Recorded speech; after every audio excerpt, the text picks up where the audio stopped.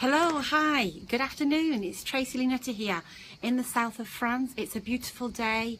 It may be a bit noisy, so I've got my microphone today because the birds are singing outside. Today it's Friday, it's 4 o'clock, and I really wanted to touch base with you before I leave for the weekend, because this week has been very heavy with consultations and problems on healthcare. In fact, not just this week, it's every week. So as you know, I'm very passionate about helping people with their transition to France, and particularly healthcare is a key problem. I'm aware of that. So although it's 4 o'clock, I'm going ahead and doing this Facebook Live that hopefully you will get to see at some stage, because I think you'll find there's some good information. So before going into the sickness benefits side of it, I want to just touch on the healthcare in France side of it. Remember that when living in France, there's the healthcare access and the carte vitale. You need to separate both. The most important part is to get access to healthcare in France. And unfortunately, it's not always that easy, because healthcare in France is not free. It is a paid service. It is a good service, but it is paid. It is free for certain people. So really, you fall into a few categories. If you have a job, if you're a salaried person, or if you have a business, easy, no problem, access to healthcare. Obviously a process to go through, but easy access.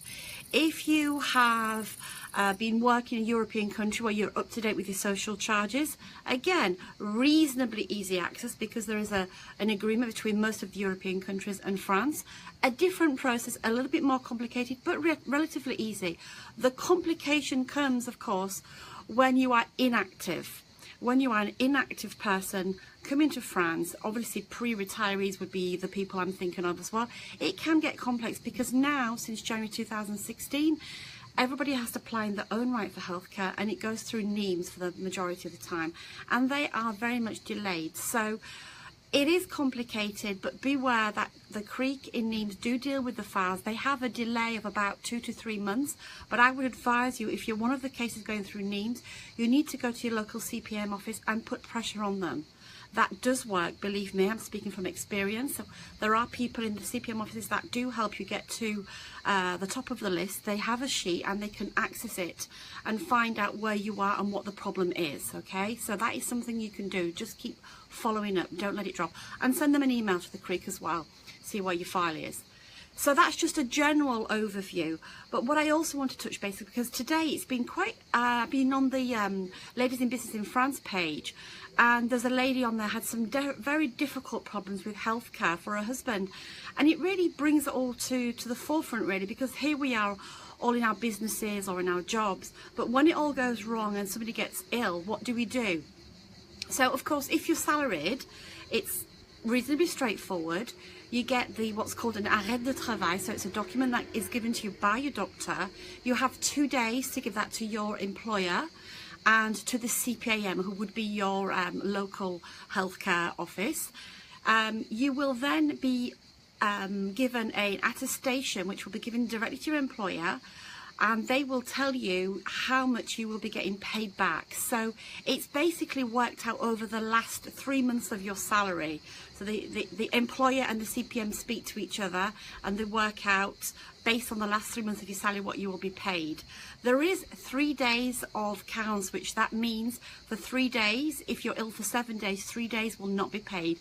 So it's, again, quite straightforward. If you're a salaried person, get your document from the doctors and get it to your local CPM office and employer within 2 days. That is important. If you are a independent worker, so when I'm talking independent worker, for the first part, I'm going to speak about auto-entrepreneurs.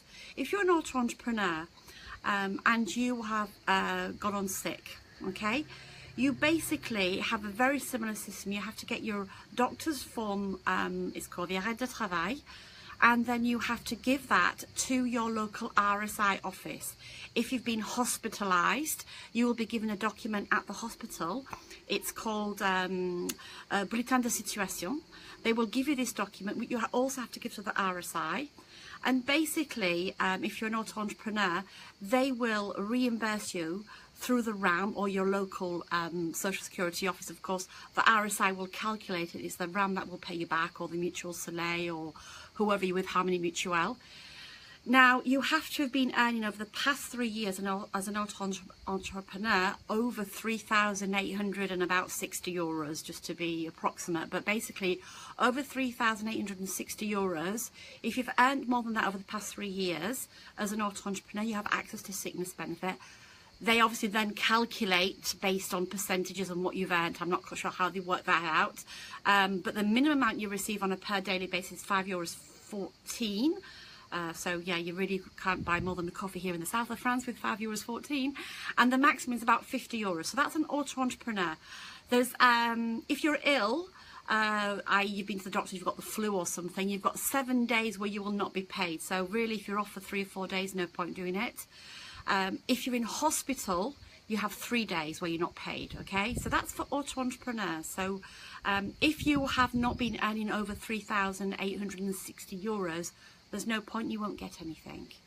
For people who are independent workers, so those people who are not in the auto-entrepreneur system but are at the next level, so they have a micro-entreprise in the real system, it's a similar system again. You have to get your arrêt de travail from the doctor, the situation from the hospital, take it to the RSI office, and they'll validate it with the RAM. And basically, for them as well, the difference is you will have to have a minimum earning as well. So again, a carence of 3 days if it's a hospitalisation, and 7 days if it's just because you are ill. And they will work out over the past 3 years what you have earned, and they'll do a daily amount. The minimum amount for independents, not auto-entrepreneurs, is €20, and the maximum amount is, if I remember correctly, around €53. So again, based on the last 3 years, they will work out. So the minimum €20, maximum 53 for independents. The bad news for auto-entrepreneurs who are in the liberal activities, so those independents who are consultants, will not get anything, because liberal people or consultants do not get access to sickness benefits. I'm hoping that will change in the new system with Macron, but we'll wait and see. So that's a kind of overview on what you need to do and where you need to go. I would say for those people who have serious illnesses, there are handicap benefits that you can get through the CAF, and the very first thing to do is to get a social worker involved, because it does take a long time, and it can take up to 6 months to get those benefits in place. So if you are going to be incapacitated for a certain amount of time, don't waste time. Do the documents I've just told you about. Obviously that's the first ones to do, but then get in contact with a local social worker who will then help you through the process and get you those benefits that you will so badly need while waiting to recover. So anyway, it's a bit longer than what I normally do, but I hope somebody out there will benefit from this information. Please feel free to drop me a message if there's any questions you have, and I sincerely hope you all have a very healthy and wonderful weekend. And I leave you with, it's Tracy Linetti here in the south of France. Have a great weekend.